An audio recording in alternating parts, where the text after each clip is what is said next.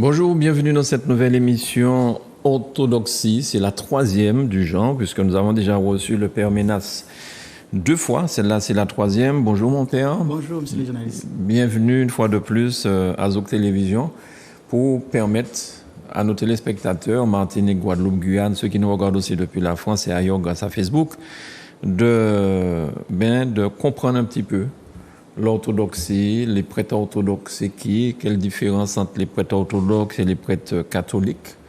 Et je crois que les gens sont contents, les retours que nous avons à Zouk Télévision, les gens disent que « Ah, je ne savais pas. » Je vous avoue que moi-même, je comprends mieux certaines choses que vous racontez. Alors, cette fois-ci, pour la troisième émission, nous avons décidé de parler d'exorcisme. Et comme vous êtes un prêtre orthodoxe et vous pratiquez l'exorcisme, c'est-à-dire exorciser, ça veut dire quoi exactement? Qu'est-ce qui se passe globalement? C'est chasser le démon dans le corps d'une personne ou d'un lieu. Voilà. Ce sont des prières. Il y a une prière qui est ascendante, qui s'adresse à Dieu. Oui. Et il y a une prière qui s'adresse au démon. Donc, on ne parlerait pas en termes de prière, mais c'est une adoration. Donc d'abord, on s'adresse à Dieu. Et ensuite, par rapport à la force qui vient de lui, on va s'adresser au démon pour lui donner l'ordre de quitter un corps ou un lieu. D'accord. Et cette façon aussi simple fonctionne, sans danger pour le prêtre qui pratique? C'est pas un acte de magie.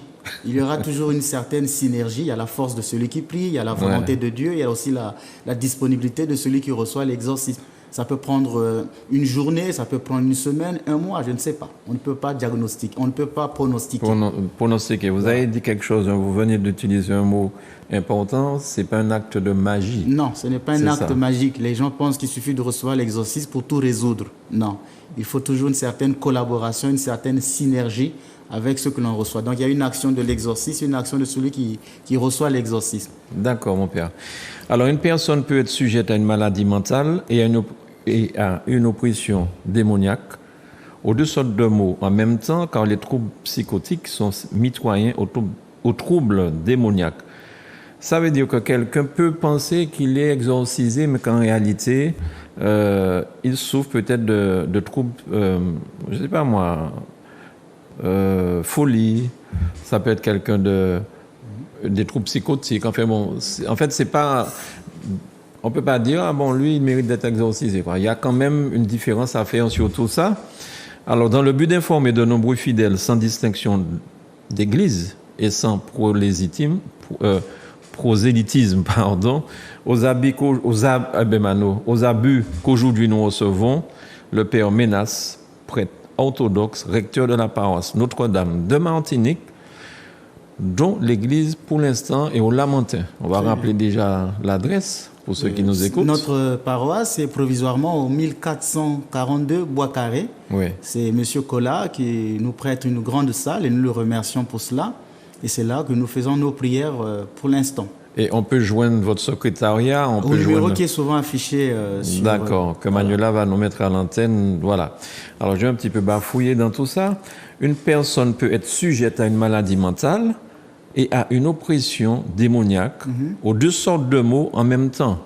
Oui, parce qu'en fait, d'abord, l'une des maladies des fidèles, c'est de voir le démon partout. Oui. Et quand on leur dit d'aller consulter des psychologues, des psychiatres, ils n'aiment pas entendre ça. Pour eux, chaque crise, épilepsie, schizophrénie, folie, maladie mentale, c'est le démon. J'entends des voix, c'est le démon. J'entends des bruits dans la maison, c'est le démon. Alors que tout n'est pas démoniaque. Il y a des maladies qui sont purement naturelles. Mais dans le domaine qui est le mien, je rappelle que, attention, une maladie peut être provoquée par le démon. La maladie, elle est naturelle, mais elle est provoquée par le démon. Où il n'y a pas réellement maladie, mais que c'est le démon lui-même qui agit à travers des crises psychotiques. Il est vrai qu'il y a des gens qui peuvent entendre des voix, sentir des odeurs. Ce n'est pas le fait d'une maladie mentale, c'est le fait du démon. Et là, il y aura une limite. C'est que si vous envoyez tous les cas chez les psychologues, le psychologue, ce n'est pas à lui de le savoir si quelqu'un est possédé. Ce n'est pas de son domaine. Je l'ai déjà dit ici, que nous aurons un problème épistémologique. Le psychologue pose des diagnostics. Il va dire que c'est une maladie mentale. Mais comme le démon peut provoquer une maladie mentale, le psychologue ne verra qu'effectivement qu'une maladie psychotique. C'est ça. Il ne dira pas que c'est le démon. Il verra que là, une maladie psychotique. Il ne dira jamais que c'est le démon. Ce n'est pas de son pouvoir de le dire. Tandis qu'un prêtre exorciste, qui en a reçu le charisme, qu'on appelle le dokimazo, le discernement des esprits. Il a un œil clinique, dès qu'il regarde, il peut savoir ce qui est naturel et ce qui est surnaturel. Je vous donne un cas. J'ai reçu une femme qui a fait une crise dans sa douche. Et après cette crise, elle est devenue amnésique. Elle ne se souvenait plus de son mari, elle ne savait plus si c'est son mari, ses enfants. Elle avait perdu toute sa mémoire. On a fait des recherches en neurologie. On a essayé de voir ce qu'elle avait. On n'arrivait pas à trouver la maladie. Pourtant, on regarde, on dit, mais elle est amnésique. Le médecin s'arrête en disant, elle est devenue amnésique. On m'a ramené cette femme. Pendant que je commence à faire la prière, l'esprit malin a commencé à me parler dans son corps. Et une fois que l'esprit malin est sorti, la dame est tombée. Et quand elle s'est relevée, sa mémoire est revenue. Alors vous voyez que là, ce n'était pas une maladie mentale. Oui. Oh là là. Mais finalement, mon père, comment vous avez raison de dire qu'il faut quand même être formé pour ça, mais c'est vrai que chez nous, les gens pensent tout de suite aux démons dans beaucoup de cas. Hein, la voiture. Et c'est pourquoi il y a des manipulations, il y a des abus spirituels. Pour tout et n'importe quoi, on voit le démon et les gens se font manipuler. On va leur demander de l'argent, ils sont prêts à payer bec et ongle pour avoir un grand exorcisme, ils vont faire des voyages loin. Il y a dans ce domaine beaucoup de manipulations, ça il faut le dire. Moi, quand je suis en face d'une personne qui n'a pas le démon, j'aurai une pédagogie pour lui faire comprendre ces choses, parce que le dire aussi de manière brusque, c'est de le faire partir. Oui. Mais je vais lui faire comprendre finalement que votre maladie n'est pas démoniaque. J'ai reçu une femme qui croyait avoir le démon. Elle est allée voir des pasteurs. Elle a vu des quimboiseurs qui lui faisaient dire que c'est le démon. Lui donnait chaque fois des pratiques spirituelles, de protection. Elle est venue me voir. J'ai commencé à prier pour elle. Elle a commencé à s'agiter comme une hystérique. Et les gens qui étaient là disent, vous voyez, s'il s'agit, c'est le démon. Et à la fin, je lui dis, madame, vous n'avez pas le démon. Allez à l'hôpital. Allez vite faire des examens à l'hôpital. Les gens lui ont dit, obéis parce que je crois qu'il en a un don. Elle est allée à l'hôpital. Et là, on lui a dit, madame, vous étiez enceinte. Vous prenez des médicaments parce qu'elle avait la fièvre, tout ça, ça se passe en Afrique. Alors, vous avez été enceinte et malheureusement, vous avez provoqué un avortement. Et donc, elle faisait une infection qui lui montait au cerveau. Alors, si j'étais dans la manipulation, j'aurais pu dire, oui, c'est le démon, donnez-moi 1000 €, je vais faire un travail spirituel. Tout ça, c'est des mensonges. Donc, tout n'est pas démoniaque. Alors, comment faire pour... Est-ce que quelqu'un de simple et de normal, j'ai envie de dire, peut reconnaître que c'est le démon qui est en train de le perturber? Ou alors il faut vraiment s'adresser à un prêtre qui peut pratiquer et reconnaître? Bon, il y a des laïcs qui ont le don du discernement des esprits. Il y a des laïcs qui en ont des dons, il y a des prêtres qui ont des dons pour cela. Par exemple, c'est pourquoi le prêtre orthodoxe, quand il met son étole, il y a toujours 7 croix qui symbolisent les 7 dons de l'esprit. Donc il a un don spécial qu'on appelle le don du conseil, qui lui permet de savoir ce qu'il faut dire. C'est le don du conseil. Donc normalement, les prêtres orthodoxes ou catholiques qui sont formés et qui ont des dons, qui ont des compétences et des charismes dans ce domaine, peuvent détecter. Mais il arrive aussi que le démon se cache, même lors des exorcismes. Ça ne veut pas dire que dès qu'on fait un exorcisme, que le démon doit automatiquement agir. Et le démon peut mettre un doute chez le prêtre, parce qu'en disant, est-ce que réellement cette personne est possédée? Il y a des prêtres exorcistes parfois qui sont arrivés à faire l'exorcisme et à conclure qu'il n'y avait pas de démon. Je prends un cas. J'ai un ami qui est prêtre catholique, parce qu'avec l'église catholique, je collabore beaucoup. Ayant été dans le milieu, il y a beaucoup de prêtres catholiques qui ont confiance un peu dans mon humble ministère et qui m'envoient des cas. Alors cet ami prêtre catholique me dit, j'ai reçu un cas ici d'une femme qui se plaint d'avoir des attaques diaboliques. Mais je lui fais des exorcismes, il n'y a pas de réaction. Ça fait 3 mois que je la suis et je suis obligé de lui dire d'aller voir un psychologue. Pour moi, il n'y a pas de démon, je lui ai fait des exorcismes. Parce que pourquoi? La plupart des prêtres exorcistes au niveau catholique disent que la seule prière d'exorcisme suffit pour poser un diagnostic. Ce sont les spécialistes qui le disent. Et moi, je dis non, c'est faux. Alors, ce n'est pas la prière d'exorcisme qui chasse le démon. Il faut en avoir reçu un charisme. Ce n'est pas le rituel en lui-même qui fait agir le démon. Les fils de Séva ont pratiqué de l'exorcisme à une personne dans la Bible. Et les fils de le démon a dit, je connais Jésus, je connais Paul. Vous qui êtes vous? Vous voyez qu'ils n'obéissaient qu'à Paul, qui n'en a reçu un charisme, mais pas à eux. Ce n'est pas la formule de l'exorcisme. Alors j'ai dit à ce prêtre, je vais faire la prière avec vous. Et pendant que je fais la prière, le démon s'est mis à parler. Je ne dis pas que je suis plus puissant que ce prêtre. Je n'ai pas dit ça. Je ne dis pas que je suis plus compétent que ce prêtre. Mais ici, ce que je veux simplement dire, qu'il y a des personnes qui ont reçu ce pouvoir de faire agir le démon. Ce prêtre utilisait un rituel. Et il y a un moment, il s'est dit, mais il n'y a pas de démon, je l'envoie chez les psychiatres. Mais ayant appelé une personne qui, dans son humilité, dans l'humilité de son ministère, fait agir le démon. Je vais vous raconter notre histoire encore, parce que je disais, je collaborais beaucoup. En Afrique, mon père spirituel, qui était un prêtre catholique, le père Aimé Poré, vous pouvez cliquer sur Internet, vous pouvez demander, il habite actuellement à Lyon, c'est un prêtre catholique de la Société du Saint-Sacrement. Un jour, il faisait l'exorcisme sur une femme qui était tombée en pleine messe. La messe de 11h, la femme est tombée, elle s'est mise à crier. Le prêtre l'a ramenée au coin de l'église, ils ont commencé à prier. 5 prêtres sont passés, le démon refusait de sortir. La prière a commencé à 11h jusqu'à 16h, le démon refusait. Alors le père Aimé m'a dit, je vais appeler le père Ménas qui est orthodoxe, qui pratique ce ministère. J'arrive dans la paroisse, je regarde la personne, j'éloigne les badauds qui étaient là, et en 2 minutes, le démon est sorti. Donc vous voyez que ce n'est pas le rituel, c'est d'avoir reçu l'eucharisme. Père Ménas, mais à vous écouter parler, j'ai envie de vous proposer, entre guillemets, de former peut-être d'autres prêtres à la Martinique ou des pasteurs, j'en sais rien. Est-ce que vous seriez prêt à faire un débat avec des pasteurs ou des prêtres qui seraient peut-être pas d'accord avec ce que vous dites, mais qui seraient d'accord pour venir sur le plateau de Zouk Télévision pour débattre et que ce soit la population qui en tire profit? Former des prêtres ou des laïcs à l'exorcisme, je le fais déjà. Puisque j'ai beaucoup des amis qui sont des prêtres catholiques, qui sont des prêtres orthodoxes, qui me posent beaucoup de questions là-dessus et je réponds, j'essaye d'apporter ma petite expérience. Donc je le fais déjà. Maintenant, vous êtes modeste en disant votre petite expérience. J'ai dit oui. Elle n'est pas si petite que ça, j'ai l'impression. Bon, c'est peut-être vous. Pour moi, je ne sais pas. Ce n'est pas de la fausse modestie. Je suis sincère. Je me dis que je n'ai pas encore atteint le niveau de tout ça, puisque j'ai des personnes parfois que je suis et qui n'ont pas trouvé totalement la libération et la guérison. Donc ça me maintient aussi dans l'humilité pour dire que je n'ai pas le pouvoir absolu. Oui. Mais former, je le fais déjà. J'ai même écrit déjà des livres là-dessus que des amis lisent. Faire des débats, j'ai toujours fait des débats théologiques avec des pasteurs sur la Vierge Marie, sur beaucoup de sujets. J'ai toujours fait des débats. Et d'ailleurs, je peux vous dire qu'ici à Zouk TV, invitez tous les pasteurs que vous voulez pour faire des débats, je viendrai. Maintenant, c'est pour dire que je ne suis pas dogmatique, c'est-à-dire je n'ai pas la totalité de la vérité. Peut-être que l'autre va m'apprendre. Et c'est pourquoi, quand je venais en Martinique faire des conférences sur l'exorcisme, j'avais été choqué qu'on dise qu'il ne faut pas aller à ces conférences de peur que personne ne s'y trompe. Là, il y a eu ici en Martinique une conférence sur le vaudou. Je n'ai pas vu les mêmes personnes condamner les vaudous qui faisaient cette conférence. Je n'ai pas vu de communiquer sur cette personne. Moi, chrétien comme eux, ils m'ont condamné. Ils auraient pu écouter le messager, ou bien ils auraient pu écouter le message avant de condamner le messager. Donc, j'ai une expérience à apporter dans ce domaine, parce que je vois des abus. Même dans les églises, je vois des abus. Je vais résumer. Je vous parle d'un abus. Il y a un jeune homme qui est allé voir un prêtre. Je ne dirai pas l'église. Je ne précise pas s'il est catholique ou s'il est orthodoxe. Je dis simplement un prêtre. Le prêtre a imposé les mains à ce jeune. Quelques minutes après, le prêtre dit à la famille, il a le démon. Il n'y a pas eu de réaction, il n'y a rien eu. Juste par l'imposition des mains, il a dit, il a le démon. À la fin, il a demandé un peu d'argent pour ses prières à faire.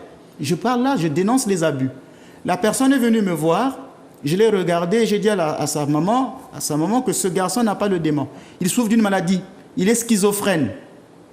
Et ils ont emmené l'enfant à l'hôpital et les médecins, les psychiatres ont dit il a la schizophrénie. Ils ont commencé à le traiter et son état s'est amélioré.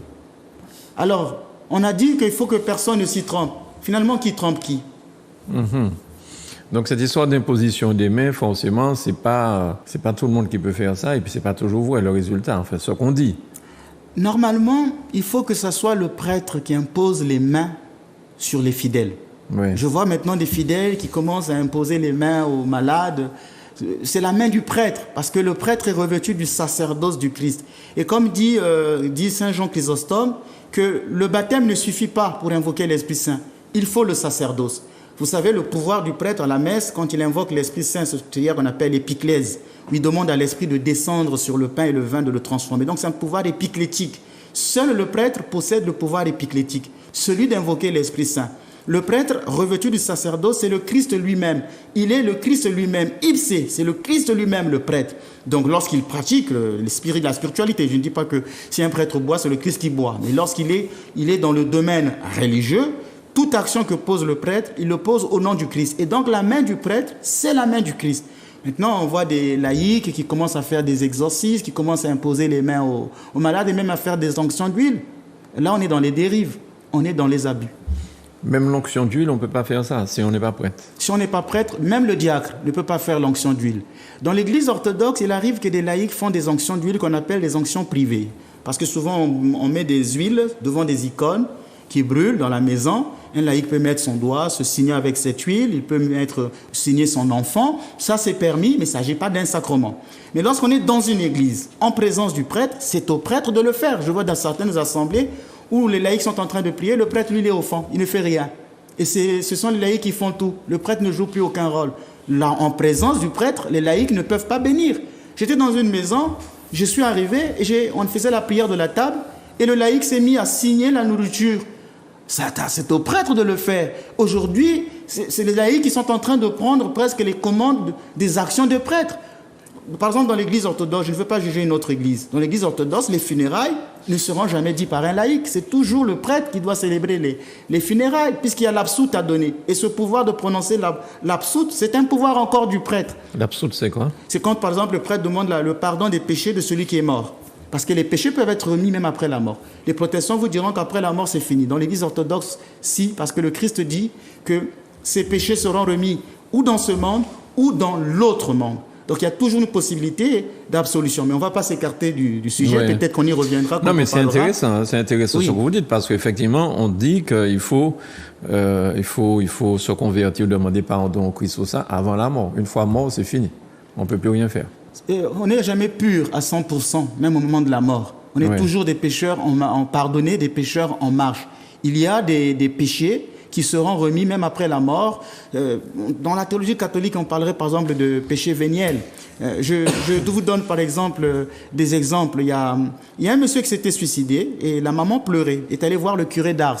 C'est un prêtre catholique, il est le modèle des prêtres. Et le curé d'Ars a dit, au moment où il se jetait sur le pan, il a eu à demander pardon à Dieu.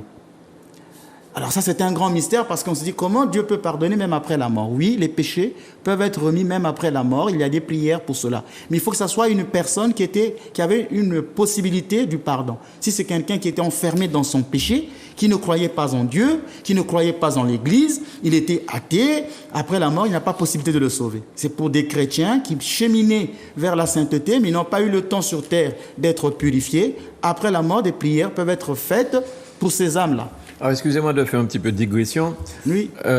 Après la mort, on va où? Alors, est-ce qu'il y a le purgatoire, l'enfer, le paradis? Enfin bon, selon chaque personne, selon son église, des choses différentes, mais le public ne sait pas forcément. Bon, après la mort, soit on va en enfer, soit on va au paradis. Et avant d'entrer au paradis, il y a des étapes où l'âme va passer, une étape que nous appelons ici les péages. Dans la théologie orthodoxe, on appelle ça les péages. L'âme va cheminer. Il devra rencontrer, par exemple, Satan. Au moment de la mort, chaque personne rencontre le démon. Ah ouais. Satan vient au moment de la mort pour dire tous les péchés que vous avez commis.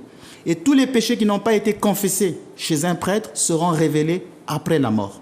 Tout péché qui n'a pas été confessé auprès d'un prêtre sera révélé au moment de la mort. C'est pourquoi il y a des agonies douloureuses. Chaque homme rencontre le diable. Ce sont les saints qui, par grâce de Dieu, rencontrent la Vierge Marie, Jésus-Christ lui-même qui vient prendre l'âme pour l'emmener au paradis. Maintenant, pour des personnes non purifiées, il y a des étapes qu'on appelle donc les péages. La théologie catholique parle de purgatoire.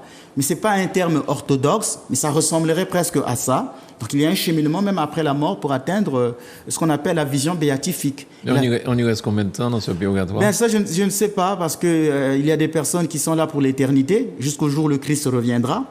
Il y a des personnes qui sont là. Il y en a d'autres qui ont eu la grâce d'être libérés de cet état. Par exemple, quand je fais mes prières, souvent j'ai l'habitude d'avoir un contact avec des personnes mortes. Une fois, au Lamentin, là où nous prions, dans l'assemblée, j'étais en train de prier, et voilà que je vois une âme arriver à l'église.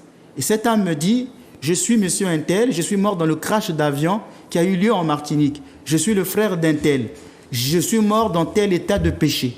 Et quand j'ai dit ça, j'étais surpris. Le frère a dit, oui, effectivement, j'ai un frère qui est mort dans ce crash d'avion. Ce péché qu'il a révélé était ça. Mais il demandait des prières. Donc vous voyez que cette âme est en quête d'une purification, d'une prière que l'Église doit faire pour cela. C'est pourquoi nous demandons des messes pour les défunts. Il ne faut pas abandonner les défunts. Alors, mon père, vous parlez aussi beaucoup d'aller communier. C'est quelque chose de très important dans la vie de quelqu'un s'il ne va pas communier. Oui, parce que là, on revient même sur la question de l'exorcisme. Par exemple, dans un suivi d'exorcisme, il faut que la personne prenne souvent la communion eucharistique. Communier veut dire être un. Or que c'est dans le Christ que nous puisons toute notre force spirituelle. Lorsque nous communions, nous devenons la chair de la chair du Fils de Dieu. Nous devenons l'os de ses os. Il y a une union mystique qui se fait entre la personne qui communie. Et souvent, le démon entre dans les personnes qui n'ont pas l'habitude de communier. C'est pourquoi le Christ dit que lorsque le démon sort, il va prendre cet esprit mauvais et s'il trouve la maison vide, il revient. Pourquoi la maison est vide? C'est parce que la personne n'a pas le Christ en elle. Et la communion eucharistique, c'est le Christ vivant en nous. D'où l'importance de la communion. Mais il ne suffit pas de communier. Il faut se préparer à la communion eucharistique. Il y a des gens qui vont prendre la communion comme ça, le Christ n'agit pas. Pourquoi? Parce qu'il n'y a pas une préparation. Et c'est pourquoi dans l'Église orthodoxe, nous donnons des prières aux fidèles. La veille au soir, ils n'ont pas le droit d'avoir un acte sexuel. Ils ne doivent pas manger de la viande et tous les dérivés. Ils n'ont pas le droit de prendre l'alcool. Et ils ont une prière de 1 heure de temps pour se préparer. Sans ça, ils ne peuvent pas communier. On ne communie pas parce qu'on se lève automatiquement. La communion eucharistique n'agit pas automatiquement. Il faut toujours une synergie entre la communion eucharistique et la personne qui la reçoit. Et la confession, est-ce qu'elle est importante? Oui, mais c'est le Christ qui a encore donné ce pouvoir au prêtre quand il a dit que tous les péchés que vous remettrez seront remis. Le pouvoir de l'absolution est donné au prêtre. Et attention, dans l'Église orthodoxe, ce ne sont pas tous les prêtres qui confessent. Ce ne sont pas tous les prêtres qui confessent. Il faut avoir reçu une maturité spirituelle et l'autorisation de l'évêque. Bon, moi, je suis prêtre confesseur, Dieu merci. Alors, c'est un pouvoir que le prêtre possède quand la personne se confesse, quand le prêtre prononce l'absolution, tous les péchés lui sont remis. Mais dans l'Église orthodoxe, ce n'est pas automatique l'absolution. Vous pouvez voir un prêtre, il peut vous donner d'abord une pénitence avant de recevoir la confession. C'est souvent dans les autres églises où on voit l'inverse. Le prêtre donne l'absolution et dit « allez faire telle pénitence ». Chez nous, par exemple, quelqu'un qui commet un avortement, je ne veux pas lui donner l'absolution le même jour. Je peux lui donner une pénitence d'1 année. En lui disant « pendant 1 année, vous ne communiez pas et vous avez telle prière à faire tous les jours pendant 1 année pour montrer devant le Seigneur que vous êtes mis en pénitence parce que l'avortement est un péché grave. Et c'est un péché mortel quand il est fait consciemment. Alors, en ce moment-là, le prêtre ne donne pas automatiquement l'absolution. On ne va pas dire à la personne, va juste réciter 3 « Je vous salue Marie » et puis c'est fini. Non, non, non. Donc, c'est ce qu'on appelle les épithymies, la pénitence. On donne d'abord une pénitence. Quand la personne est rentrée dans un processus pénitentiel, 1 année après, elle vient retrouver le prêtre qui lui prononcera l'absolution. Et lorsqu'on dit aussi que les morts, il ne faut pas prier pour les morts sont morts, il faut les laisser, faut les laisser en paix, quoi. Et il n'y a pas de possibilité de faire des prières ou des choses comme ça pour les morts. Et ce que vous dites là, cette âme qui est venue vous parler réclamait des prières pour son salut. Je ne vais pas encore vous donner un autre cas, parce que les gens pensent que quand on est mort. C'est un proverbe africain et qui peut s'adapter ici aux Antilles, parce que nous avons un fond culturel commun. C'est que les morts ne sont pas morts. On dira, est-ce que c'est le démon qui lui parle? J'étais dans une prière pour les morts, je priais pour les morts. J'avais demandé à l'Assemblée de me donner, ça s'est passé à Paris, dans une église catholique. J'ai demandé à l'Assemblée de me donner un seul nom des défunts que je devais citer à l'autel. Tout à coup, une âme de défunte me dit, ma sœur est dans l'Assemblée, elle n'a pas mis mon nom parce qu'elle hésitait qui mettre. Mon père priait pour moi. Et je lui demande, qui es-tu? Elle me dit, je m'appelle X, je vivais en Martinique, je suis mort lors d'un accouchement. Et j'ai commencé à dire ça à l'Assemblée. Et la sœur commence à pleurer, elle dit, oui, j'ai ma sœur qui est morte pendant un accouchement. Alors, je fais une erreur de dire, oui, c'était un garçon qu'elle avait accouché. Et l'esprit de mort me dit, non, ce n'était pas un garçon, c'était une fille. Donc, l'esprit me corrige. Et je redis ça à l'Assemblée et la sœur confirme. Alors, il y a aussi, parfois, il faut savoir respecter certaines expériences pour dire que ces choses-là existent. Bon, il arrive que le démon aussi se fait passer pour des morts. Mais ça ne veut pas dire qu'après la vie, il n'y a plus de vie. Après la vie, il y a aussi la vie. Bien. Eh bien, merci beaucoup pour ces explications. Alors, les troubles psychotiques, oui. Schizophrénie, folie, etc., sont-ils diaboliques? Bon, vous avez déjà plus ou moins répondu à ça, mais là, vous confirmez que tout n'est pas diabolique. Tout n'est pas diabolique. Et que le démon aussi, parfois, peut se cacher derrière une maladie naturelle. Oui. Il arrive qu'une personne ait vraiment des troubles psychotiques parce que lié à l'environnement, lié à l'hérédité. Mais le démon peut s'appuyer là et aggraver. C'est pourquoi, moi, tous les cas que je reçois, qu'ils soient psychotiques, je fais toujours un suivi. Je n'aime pas cette attitude de certaines personnes qui disent « Oui, mais sa maladie est psychiatrique, ça ne relève pas de l'exorcisme, qu'elle aille se faire traiter à l'hôpital. » Chez moi, il faut toujours faire les 2 traitements au même moment. Parce que je sais que même si c'est naturel, le démon peut se cacher après ou peut aggraver la maladie. Et le médecin va tâtonner après. Oui, bien sûr. Quelles sont les causes spirituelles des troubles psychotiques? Comment comprendre si un patient a besoin de prière, d'un exorciste ou plutôt de soins de psychiatre? Mais les causes spirituelles, parce qu'on ne parle pas des causes naturelles. Les causes naturelles, ça peut être quelqu'un qui prend de l'alcool, qui prend de la drogue. Ce sont des causes naturelles. Ça peut être une maladie liée à l'hérédité. Mais il y a des causes spirituelles des troubles psychotiques. Par exemple, les personnes qui consultent des quimboiseurs, qui font des pratiques de magie, peuvent s'exposer à ça. Je connais un garçon qui voulait devenir un footballeur international et avait consulté un marabout qui lui a remis un petit grégui. Et à la suite de ça, le garçon s'est mis à se déshabiller. Pour le médecin, il va dire que c'est psychotique puisqu'il se déshabille, parce que les psychotiques ont une tendance à se déshabiller. Et moi, quand je l'ai regardé, j'ai dit ce garçon a un talisman. Et je suis allé trouver le lieu où il cachait ce talisman. Une fois que j'ai récupéré le talisman, je l'ai brûlé, ce garçon a cessé de ne plus faire des crises. Donc, il peut avoir, parce que c'est lié à la consultation du monde occulte. Ça peut être lié à l'arbre généalogique. Si dans la famille, il y a des personnes qui pratiquaient la magie, qui pratiquaient la sorcellerie, eh bien, par transmission générationnelle, les enfants peuvent subir les influences de ces pratiques-là. Jusqu'à combien de générations? On dit souvent 4, 10, mais pour l'instant, je n'ai pas vraiment vérifié. Mais j'ai connu des personnes comme ça. Par exemple, j'ai connu un garçon qui faisait des crises de folie. Et quand je l'ai vu, j'ai vu qu'il était attaché à un cimetière. Je l'ai vu attaché à un cimetière. Et alors, quand j'ai prié, on m'a dit que son papa est mort et il pratiquait la magie, la sorcellerie. Et l'esprit de l'enfant est attaché à ce cimetière. Et nous sommes allés à ce cimetière faire des prières de libération. C'est à cette condition que cet enfant fut libéré. Donc là, il y a la cause généalogique. Il peut aussi y avoir que ce soit une cause... il y a des causes, ça dit qu'il y a des causes qui sont des causes coupables. La personne elle-même pratique la magie. Il y a des causes qui sont non coupables. Je le reçois des parents ou de Dieu. Dieu peut permettre qu'une personne souffre aussi des attaques diaboliques. Il peut le permettre. La deuxième question, vous m'avez dit comment reconnaître si un patient a besoin de prières, des prières d'un exorciste ou bien d'un psychiatre. Eh bien, tout se fait au niveau des signes que la personne présente. Si par exemple, il y a 3 signes majeurs de la possession. Il faut parler une langue inconnue, il faut avoir une force supérieure, il faut avoir le don de révéler des choses cachées. Si je suis devant quelqu'un qui présente des symptômes apparemment psychotiques, et pendant la prière se met à me révéler des choses cachées, se met à avoir une puissance assez forte, se met à me parler du grec, du latin, sans que cette personne ait appris ces langues, alors je vous dis là, on ne va pas dire que c'est psychotique, on va dire que directement c'est l'action du démon.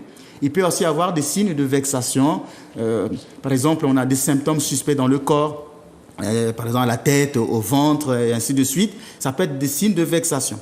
Là, je peux dire qu'il ne s'agit pas d'une maladie psychiatrique, donc le discernement s'opère là. Qu'est-ce que vous pensez le parler en langue? La glossolalie. Ah, voilà, d'accord. On appelle ça la glossolalie, c'est le fait de parler en langue, c'est le don que l'Esprit a donné aux 120 disciples réunis dans les Actes chapitre 2. Mais il y a aussi ce qu'on appelle la xélolalie, c'est le fait de parler la langue étrangère, une langue qui existe. Xénos, c'est l'étranger, xénophobie, xénophobie. Donc, xélolalie, c'est le fait de parler ou de comprendre une langue étrangère. On dit par exemple... On n'a jamais pratiqué normalement. Non, on ne l'a jamais apprise. Par exemple, je sais qu'il y a le pape Jean-Paul II parlait plusieurs langues, mais certains disent que peut-être c'était un don de xénolalie qu'il avait. Je me rappelle que j'étais dans un village où les gens parlaient une langue de chez nous, mais que je ne connaissais pas. Et il y a une femme qui parlait mal des prêtres. Très mal dans cette langue. Et subitement, mes oreilles se sont ouvertes, j'ai commencé à écouter cette langue. Moi, je ne suis pas créole. Ici, je me rappelle, il y a un monsieur créole qui parlait très mal de moi. J'étais arrivé quelque part, j'ai acheté des trucs, il disait, ce prêtre-là, voilà. Il parlait mal de moi. Et tout à coup, j'ai commencé à écouter le créole. Ce sont aussi des phénomènes qui peuvent arriver. Mais attention, il ne faut pas aussi... parce que dans certains mouvements pentecôtistes, on dit que le signe qui montre qu'on a reçu l'effusion de l'Esprit Saint, il faut parler en langue. Et j'ai dit non, c'est faux. Il y a des personnes qui ont parfois des larmes. Il y a des gens qui tombent dans un certain repos de l'esprit. Donc la glossolalie n'est pas un signe évident qu'on a reçu l'effusion de l'Esprit Saint. Parce qu'en fait, cette langue-là était compréhensible pour quelqu'un et on se demande est-ce que ce n'est pas du cinéma pour faire croire qu'on est en relation avec le Seigneur, avec Dieu. Oui, c'est pourquoi je dis dans ces mouvements pentecôtistes, on met trop d'accent là-dessus. Et c'est ça qui est dangereux. Il y a des gens parfois qui parlent des langues en forme d'imitation. J'ai fait une étude là-dessus parce que j'ai beaucoup observé. Je remarque que, par exemple, dans certaines églises, le parler en langue est commun. Vous allez entendre les gens dire toujours ba ba ba ba ba ba ba, ra ba ba ba ba ba, chi bé bé bé bé bé. Et tout le monde, c'est la même chose. Alors on peut se demander si ce parler en langue n'est pas simplement dans une forme d'une communication inconsciente. Parce qu'on l'a écouté et que le cerveau l'a enregistré et l'autre remet à faire la même chose. C'est pourquoi je disais que ce n'est pas un signe évident de l'Esprit Saint. Ça ne veut pas dire en tout cas qu'ils sont en communication avec l'Esprit Saint. Peut-être avec des esprits. Ouais. Et comment faire pour être sûr qu'il s'agit de l'Esprit Saint ou d'un esprit démoniaque? Quand par exemple je reçois certains cas comme ça, il suffit que je fasse une prière pour que ça s'arrête. C'est pourquoi je dis parfois ça peut être lié, qu'on est en contact avec des esprits. Parce que j'ai fait des prières souvent comme ça, ces personnes avaient ce genre de phénomène et ça s'est arrêté. Vous subissez des attaques du démon? Je le subis surtout de la part des hommes. Quand il y a des mensonges, quand il y a des calomnies, c'est le démon qui se cache derrière ça. Vous êtes en train de dire que les hommes sont pires que le démon? Je ne dirais pas pire, mais oui, parfois oui, parce que parfois oui, je pense que le démon nous attaque dans le péché. Et quand on joue le jeu du diable, pour des personnes conscientes, je ne sais pas, mais au moins je sais que le démon se cache derrière les calomnies, les diffamations, la haine qu'on a sur moi. Cette haine, elle vient du démon. Maintenant, les attaques physiques, je pense que c'est ça que c'était vraiment le fond de votre question. Je ne sais pas, je dors très bien. La nuit, je dors très bien. Même après avoir fait des grands rituels d'exorcisme, j'ai toujours un ange qui veille sur mon âme et sur mon corps. Il arrive que des saints soient attaqués par des démons. On a vu ça dans la vie de Padre Pio. C'est un saint catholique. Donc, chez les orthodoxes, il y a aussi des saints qui ont subi des attaques démoniaques, comme Saint Antoine, le premier moine du désert, a vécu des attaques diaboliques. Et je disais tout à l'heure, c'est par permission divine. Jusqu'à présent, merci au Seigneur de me préserver de tout cela.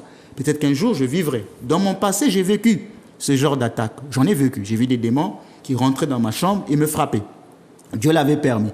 Mais depuis plusieurs années, je n'ai plus revu ça.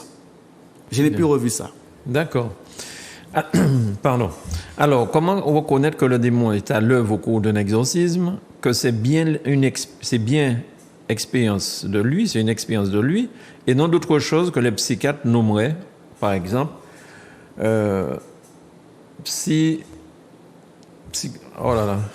schizophrénie. Voilà. Oui. Par exemple, si c'est de la schizophrénie. Oui. Alors, ça revient un peu c'est une question qui est toujours mitoyenne à celle de tout à l'heure. Oui. Je disais qu'il faudrait que la personne présente les 3 signes majeurs de la possession ou des signes de vexation. Maintenant, comment reconnaître? Eh bien, il faut avoir le don du discernement des esprits. Ce n'est pas au psychologue, comme je disais, de dire que ça, c'est le diable. Il faut que le prêtre ait un don, un œil clinique qui lui permet subtilement de savoir qu'il s'agit du démon. Parce qu'il y en a d'autres qui s'appuient sur leur rituel. Je vais aller faire l'exorcisme, je vais observer les signes. Et si la personne ne présente pas ces signes, je conclus qu'il n'y a pas le démon. D'où j'ai donné l'exemple de ce prêtre qui faisait des exorcismes, et les signes ne se présentaient pas. Donc ce n'est pas le rituel de l'exorcisme en tant que tel. Donc, généralement, oui, la prière va faire agir le démon. La prière d'exorcisme, lorsqu'elle est faite par un prêtre qui en a l'autorité, il va faire. Le démon tremble devant un prêtre qui a l'autorité sur lui. Toujours. D'accord. C'est pourquoi il faut avoir le charisme. Une fois qu'on a le charisme, dès qu'on commence la prière, le démon va trembler et va se mettre à faire beaucoup de choses. Il va révéler des choses cachées. Il va jusqu'à aller dire son nom. Zabulon, Asmodée, Lucifer. Il y aura des signes. Par exemple, si c'est Lucifer, la personne devra vomir des cheveux. Quand c'est Asmodée, la personne va vomir des filtres amoureux. Quand c'est Zabulon, la personne va vomir des clous. J'ai eu à faire des exorcismes où des personnes vomissaient des cafards. J'ai vu des cafards sortir dans le ventre des personnes. Donc, ce n'est pas seulement le fait de dire tel nom. J'ai vu une vidéo sur YouTube. C'est un pasteur qui était en train de faire l'exorcisme. La personne disait « Je suis Lucifer, je suis Lucifer ». Je suis resté 30 minutes à regarder. À la fin, j'ai dit non. Cette personne souffre d'une maladie mentale. Parce qu'il y aura des réactions. Si j'ai affaire à Lucifer, j'aurai des réactions. Il peut arriver qu'il ait des claquements de porte. Il peut arriver que la maison tremble. J'étais dans une maison en Martinique, j'ai commencé à faire la prière. Tout le bâtiment s'est mis à trembler. Et les habitants ont fui la maison. J'ai fait des prières où les portes se sont ouvertes et le vent a soufflé. Je suis là avec ma croix en train de faire. Donc il y aura des réactions. Mais attention, on n'est pas dans le domaine cinématographique. Où parfois on a un peu trop appuyé ces réactions-là, oui. Dites-moi, le don de discernement, c'est seulement les prêtres qui peuvent l'avoir? Est-ce que quelqu'un de la population, un chrétien baptisé par le baptême, on a reçu les dons de l'esprit. Un chrétien peut avoir le don du discernement des esprits. Il y a des personnes qui ont des dons théologales. Ce n'est pas des dons théologiques, des dons théologales. Théologique, c'est dans la réflexion qu'on atteint, mais théologal, c'est une forme d'intuition. Vous savez, moi, quand je faisais la philosophie, j'aimais bien Emmanuel Kant, qui parlait du noumen, les choses en soi. Et les choses en soi, ce sont des choses qu'on ne peut pas expérimenter. Donc, il y a des gens qui ont un don nouménal, c'est-à-dire c'est tellement intérieur qu'ils sont capables, mais pas toujours nécessairement le prêtre. Mais normalement, tout prêtre doit posséder le don du discernement, le don du conseil. C'est pourquoi je disais que dans l'église orthodoxe, le prêtre revêt l'étole, et sur l'étole du prêtre, il y a 7 croix qui montrent les 7 dons de l'esprit qu'il possède. Chez les prêtres catholiques aussi? Pour l'instant, les prêtres catholiques, ils reçoivent des dons et des charismes le jour de leur ordination. Mais attention, il y a des prêtres qui en ont parfois le don est beaucoup plus poussé. Tout prêtre à l'ordination, nous recevons tous la même ordination, mais dans l'agir, ça ne serait pas la même chose. Ça dépend des disponibilités personnelles de chaque prêtre. C'est pourquoi il y en a d'autres certains prêtres excellent beaucoup plus en ceci, d'autres non. Donc l'ordination est la même, mais la réceptivité spirituelle de l'ordination n'agit pas de la même manière chez l'un ou comme chez l'autre. Je reviens sur la mort, encore une digression, pardonnez-moi, mais est-ce qu'après la mort, si vos parents ou des amis sont décédés avant vous, est-ce qu'à votre décès, vous retrouvez ces personnes de l'autre côté? Est-ce qu'elles sont visibles? Est-ce qu'on peut se reconnaître? Est-ce que c'est fini, c'est fini? Mais je venais de vous dire qu'après la mort, il y a la vie. Ces gens-là, les morts nous entendent, les morts nous voient, ils sont dans un autre état, ils sont dans un état d'attente que le Christ revienne, la parousie. Ils sont en attente, les morts. Même les saints sont en attente. Mais il ne faut pas penser que la vie ne s'arrête que sur terre. Je venais de vous donner quelques exemples. Et j'en ai encore plein d'autres à vous donner. L'émission pourra prendre 3-4 heures pour vous dire que les morts existent, les esprits des morts existent. Il peut même arriver qu'au cours d'un exorcisme, qu'un mort parle dans le corps d'une personne. Mais là, c'est une permission qui doit venir de Dieu seul. Ce n'est pas leur initiative. Parfois, c'est pour demander des messes. J'ai par exemple prié pour une fille. Pendant la prière, un esprit de mort commença à parler. En fait, la fille avait eu un problème avec le monsieur. Le monsieur voulait demander pardon. Il se réconciliait avec la personne. Et Dieu a permis que cet esprit parle. Et nous avons eu à faire des prières pour apaiser son âme. Et la possession démoniaque de la fille était finie. Mais la plupart du temps, c'est le démon qui se cache derrière les esprits de mort pour parler dans les corps des hommes. Mais retenons qu'il y a bien une vie après cette vie. Les morts nous voient, les morts nous entendent. Même lorsqu'on va dans des cérémonies, il faut être prudent à ce que les gens font. Voilà. Les cérémonies funéraires, certaines pratiques. Pourquoi? Qu'est-ce qu'ils font? Bon, il y a des gens, par exemple, qui vont parler mal du mort.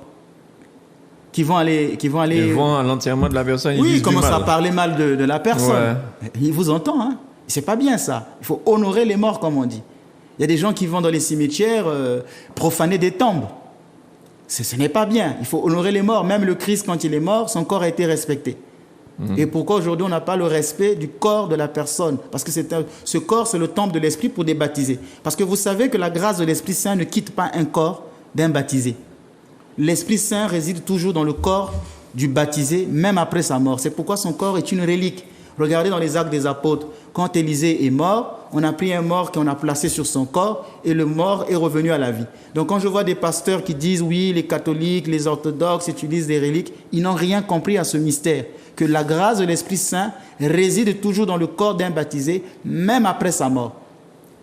C'est pourquoi le corps humain doit être respecté. L'incinération, les gens qui vont brûler le corps, s'ils le font parce qu'il n'y a pas de place au cimetière, encore on peut faire exception. Mais s'ils le font parce qu'ils ne croient pas en la vie après la vie, là ces personnes-là ne sont plus chrétiens. Ils ont fait un acte d'apostasie. Et si quelqu'un dit de son vivant que moi, quand je vais mourir, brûler mon corps parce que je ne crois pas en ces histoires, ce corps ne peut pas rentrer dans l'église. C'est un acte d'apostasie aussi.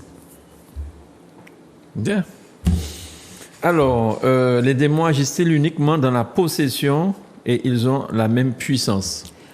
Alors, je vais d'abord passer que tous les démons n'ont pas la même puissance. Tout à l'heure, j'avais cité des noms. Lucifer, Zabulon, Asmodée. Ce sont des chefs des démons. Alors, vous savez, il y a ce qu'on appelle Zabulon, ça m'interpelle parce que je connais des gens qui s'appellent Zabulon en Martinique.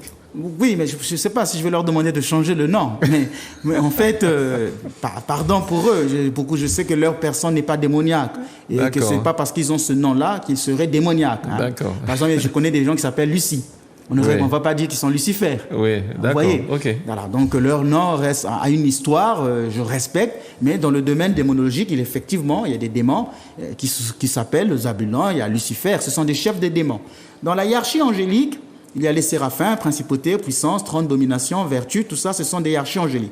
Mais les démons, quand ils sont devenus démons, parce qu'avant c'était des anges, quand ils sont devenus démons, ils n'ont pas changé le rang qu'ils occupaient. Donc si c'était une principauté, ils demeurent principauté. Et ces anges-là n'ont pas tous la même puissance parce que chaque ange brille à partir de la lumière d'un autre ange. Alors là, il faut avoir lu Saint-Denis l'Aréopagite. C'est pourquoi je dis aux pasteurs qui se contentent que de la Bible, il n'y a pas que la Bible. La Bible n'est pas suffisante pour tout expliquer. Il y a aussi la tradition. Il faut lire les pères. Il y a Saint-Denis l'Aréopagite qui a parlé de cette hiérarchie céleste. Et la liturgie orthodoxe, elle est typiquement tournée vers cette hiérarchie céleste, surtout lorsqu'on chante le Trisagion et le Sanctus. C'est là où vraiment on est en communion avec cette hiérarchie céleste. Donc tous les démons n'ont pas la même puissance. Maintenant, tous les démons, il y a des formes d'attaque démoniaque. Le démon peut agir par la possession. C'est quand il rentre dans le corps d'une personne et se met à parler. Ça, c'est la possession démoniaque. Ça peut être l'infestation lorsqu'il occupe un lieu. Tout à l'heure, je disais que je priais dans une maison en Martinique et tout le bâtiment s'est mis à trembler. Donc là, il occupe un lieu. Il peut occuper un objet, il peut occuper un animal. Il y a, par exemple, la vexation. C'est quand le démon, par exemple, peut rendre une personne malade.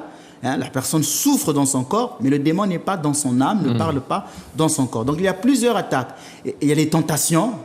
Le démon nous attaque sur 3 formes de tentation. Il y a le sexe, il y a le pouvoir, il y a l'argent. Donc ça, le démon agit dans ça. Maintenant, le démon n'agit pas plus dans la possession. Il agit plus dans la tentation. Parce que si le démon possédait, il aurait peur de rencontrer un prêtre qui va le renvoyer dans l'abîme. Donc qu'est-ce qu'il fait? Tellement qu'il a peur d'aller croiser un prêtre qui peut le renvoyer dans l'abîme, qu'est-ce qu'il fait? Il va plus tenter. Donc le démon tente plus et le démon possède moins. Mais malheureusement, les gens voient plus la possession. C'est pourquoi le premier rituel d'exorcisme, c'est la confession. Quand les gens viennent, je leur dis, mais vous parlez plus du démon en l'indexant, mais vous oubliez que les autres doivent vous regarder vous-même. Quels sont vos péchés? Il faut d'abord commencer par le repentir, par la confession, par la métanoïa, la conversion. C'est là où le démon cesse son emprise sur nous.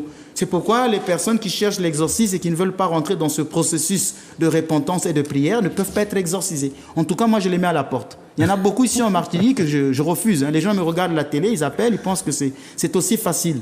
D'accord. Alors, l'exorcisme est-il un sacrement?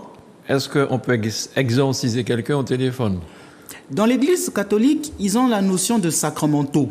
L'Église catholique a les 7 sacrements, baptême, Eucharistie, confirmation, appelée aussi chrismation chez nous, mariage, le sacrement de l'ordre, la confession, le sacrement des malades, c'est les 7 sacrements. L'Église orthodoxe reconnaît aussi ces 7 sacrements. Mais dans l'Église orthodoxe, toute action spirituelle qu'un prêtre pose est un sacrement. Donc dans l'Église orthodoxe, la bénédiction de l'eau est considérée comme un sacrement. Les funérailles sont considérées comme un sacrement. C'est pourquoi je disais, il n'y a que le prêtre seul. Comme l'Église catholique ne reconnaît pas les funérailles comme un sacrement, ils ont permis aux laïcs de le faire. Mais chez nous, c'est un sacrement. Et donc l'exorcisme, dans l'Église orthodoxe, est considéré comme un sacrement. Dans l'Église catholique, ça serait un sacramental, mais dans l'Église orthodoxe, c'est un sacrement. Et comme il y a la notion du sacrement, on ne peut pas donner un sacrement au téléphone. On ne peut pas baptiser quelqu'un au téléphone. Je ne vais pas prendre de l'eau au nom du Père, je te baptise. Je ne vais pas confesser quelqu'un au téléphone. Il faut qu'il y ait un contact physique. Et donc, lorsqu'on fait l'exorcisme, on a besoin de ce contact physique. Les personnes qui croient exorciser au téléphone sont des amateurs. Parce que, en fait, pendant l'exorcisme, il y aura la duration. Je ne connais même pas la durée d'un exorcisme. L'exorcisme peut prendre 5 minutes. Vous pouvez prendre 2 heures. Vous n'allez pas rester 2-3 heures au téléphone. Il faut qu'il y ait un contact physique. Le prêtre devrait imposer les mains. Parfois prendre son étole. Prendre de l'eau bénite qui brûle le démon. Quand on asperge l'eau bénite sur un possédé, ça le brûle. Parfois, il faut mettre des onctions d'huile. Tout ça, je ne pourrais pas faire ça au téléphone. J'étais à Lourdes, invité par un groupe catholique. Le berger qui est là exerce ce ministère de libération. Il en a reçu un don. Et puis un jour, il faisait une prière de libération au téléphone. Le démon s'est mis à crier, la personne était aux États-Unis. Ça criait, un moment il m'appelle, Père Menas, je n'arrive pas.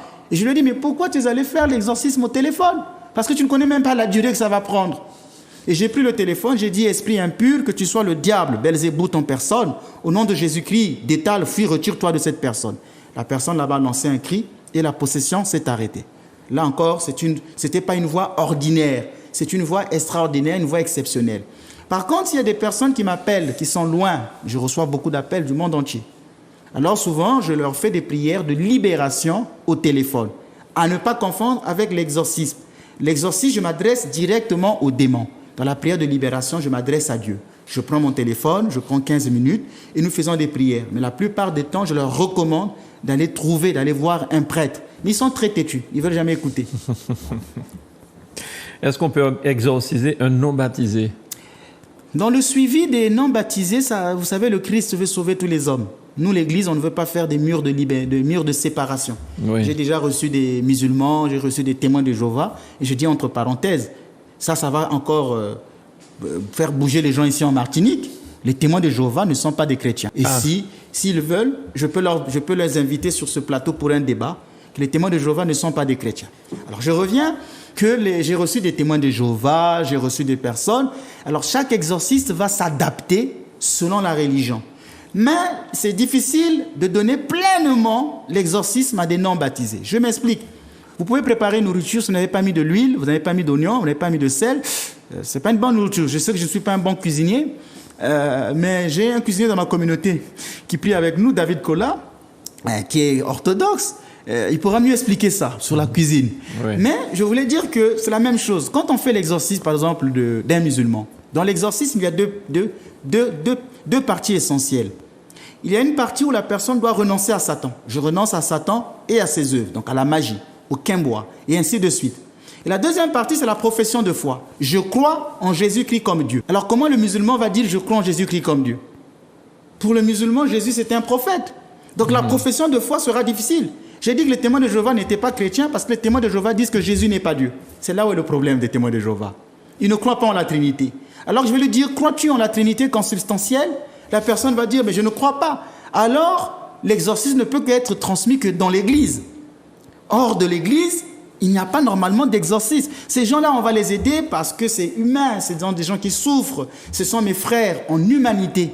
Mais ce ne sont pas mes frères dans la foi. Donc je veux m'adapter. Je l'ai souvent fait pour des musulmans, mais je vous dis que j'ai souvent été limité. J'ai reçu une personne musulmane qui avait des graves crises. Je ne peux pas tout décrire, des graves crises. Je lui ai fait le suivi, il y a eu une grande amélioration. Mais à la fin, je lui ai dit, n'étant pas chrétien, je suis sûr qu'un jour le démon reviendra. Et 6 mois après, elle a rechuté. Donc on ne peut pas pleinement donner l'exorcisme à des non-baptisés. D'accord. Alors, qui est-ce qui peut exorciser? Un prêtre, un pasteur, un laïc? Alors, on ne peut pas parler de laïc exorciste. Au début de l'Église, oui, il y a eu, par exemple, dans l'Église catholique, il y a eu un ordre mineur qui était conféré à des laïcs qu'on appelait l'exorcista. Donc, les laïcs, c'était un ordre mineur que les orthodoxes n'ont pas accepté.